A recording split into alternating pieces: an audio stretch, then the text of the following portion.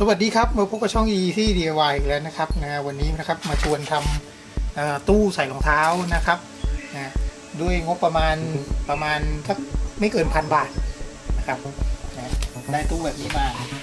ก็จริงๆแล้วไม่ถึงหรอกครับเพราะว่าไม้แผ่นหนึ่งมัน700 กว่าบาทนะใช้ไม้เกรด A นะครับถ้าไม้เกรดถูกกว่านี้ก็จะถูกกว่านี้อีกนะ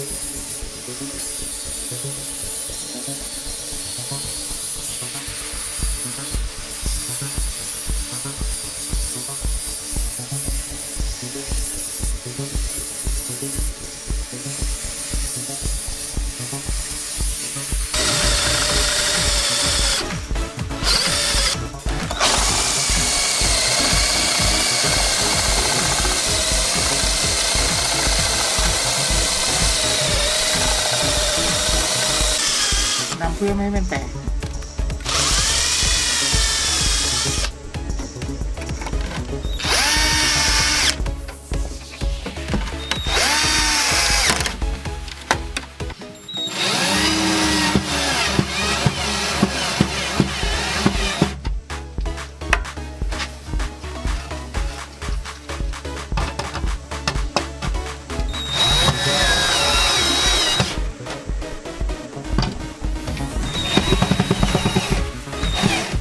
พอเราได้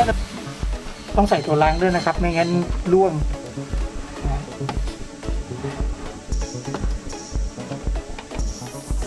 ก็เสร็จไปแล้วนะครับวิธีใส่บานพับลูกถ้วยนะครับง่ายๆเลยนะฮะมันเหมาะสำหรับงานที่เป็นฉากเข้าในนะครับนะฉากที่วางไม้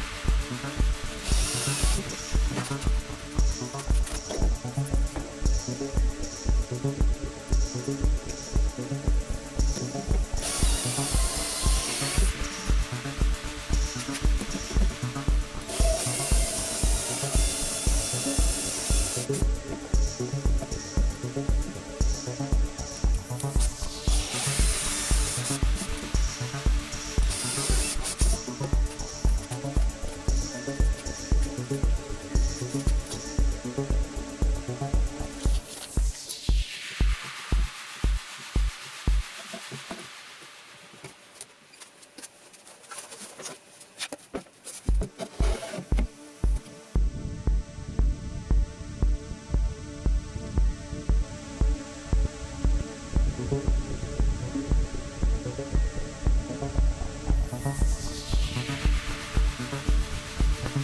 นี้ไปสัก2-3 ครั้งนะ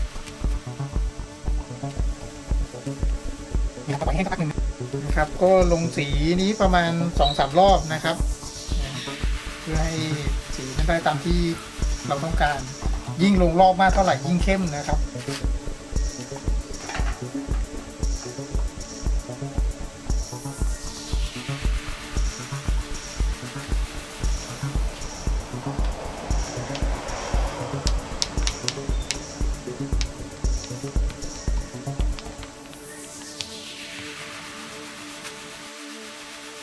ขอบคุณมากครับสำหรับการรับชมคลิปนี้นะครับหวังว่าเป็นไอเดียดีๆนะครับนะเป็นตัวอย่างหนึ่งนะครับนะ